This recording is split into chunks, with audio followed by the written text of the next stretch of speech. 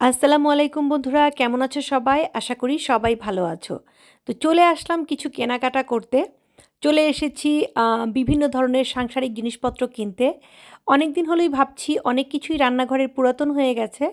প্রথমে ভেবেছিলাম যখন একটু একটু করে টাকা আসবে একটা কিনবো, আবার কিছুদিন পর আরেকটা কিনবো।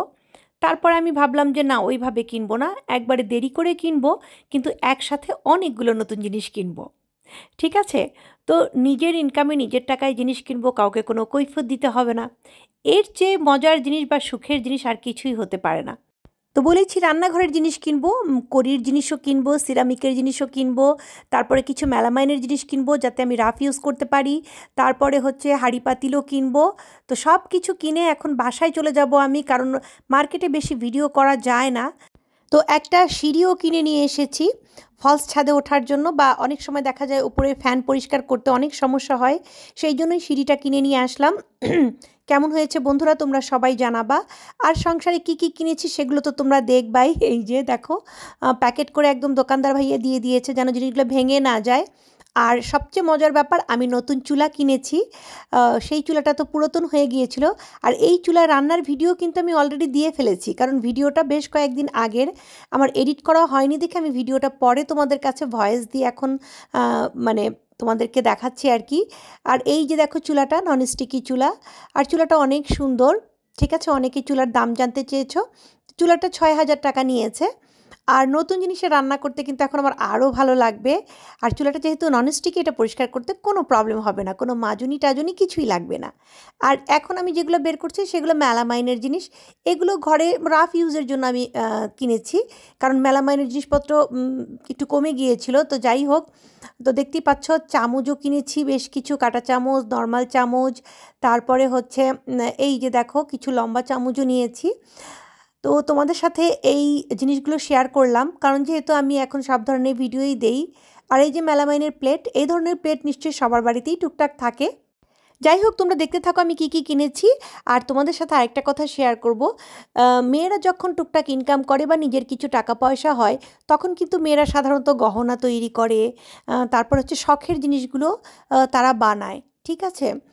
কিন্তু জানি না, আমি এর আগেও যখন আমার দেখা যাচ্ছে টুকটাক, তো আমি এখন ইনকাম করি, তারপরও আমি শুধু ঘরের জিনিসই কিনে নিয়ে আসি, রান্নাঘরের জিনিসই কিনে নিয়ে আসি।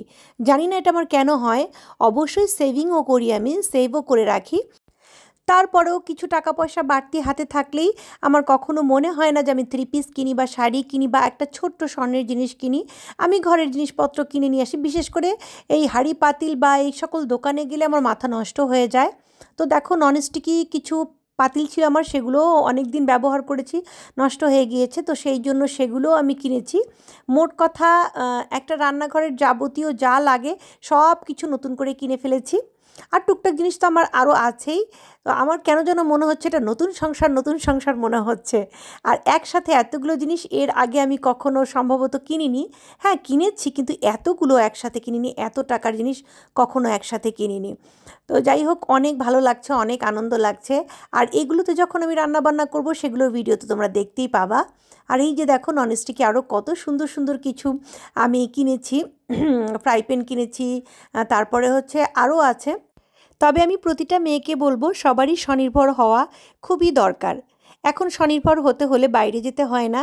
তুমি যেটাতে তোমার মেধা আছে, তারপর তুমি যেটাতে ভালো, নিজে যদি চেহারা নাও দেখাতে চাও, ঘরের কাজ বা তুমি যদি কোনো হাতের সুন্দর সুন্দর কিছু শৈল্পিক কাজও পারো, সেগুলো সুন্দরভাবে ভিডিও দিয়ে প্রেজেন্ট করেও কিন্তু তুমি ঘরে বসেই খুব সুন্দর ইনকাম করতে পারো। আমরা বেশিরভাগই কিন্তু মধ্যবিত্ত।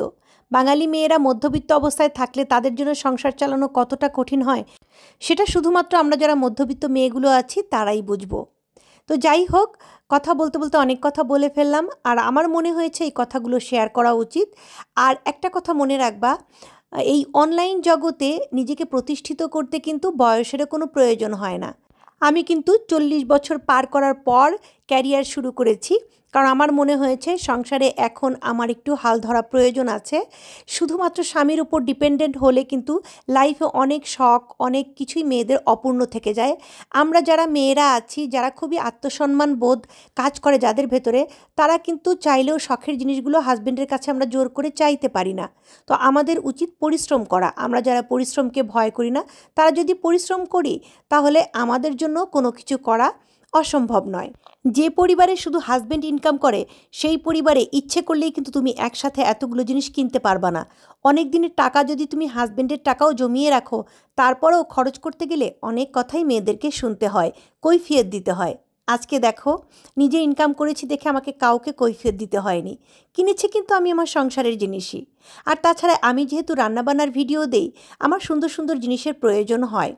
তারপরেও আমি অনেক দিন ভাঙা চূড়া পুরান ধুরান দিয়ে চালাচ্ছিলাম আর কি, কারণ আমি চাচ্ছিলাম যে একটু টাকা জমাতে জমাতে একটু বেশি টাকা জমাই, একবারে কিনে ফেলে দেবো, তাহলে আবার অনেক দিন আমাকে কিনতে হবে না।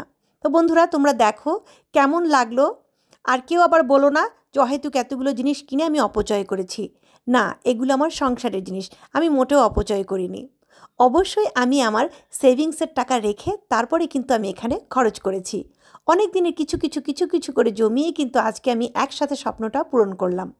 অনেকেই হয়তো বলতে পারো, কি আবার 2-4টা হাঁড়ি পাতিল কিনেছে, সেগুলো দেখিয়ে আবার বলতেছে স্বপ্ন পূরণ হলো। অনেকের কাছে এটা স্বপ্ন নাও হতে পারে, কিন্তু আমি ভাই সাধারণ ঘরের সাধারণ মেয়ে, খুবই সাধারণভাবে বড় হয়েছি, মধ্যবিত্ত পরিবারে বড় হয়েছি। আমার কাছে এই সামান্য জিনিসগুলোই অসামান্য, আর ছোট ছোট স্বপ্নগুলোই জীবনের সব কিছু।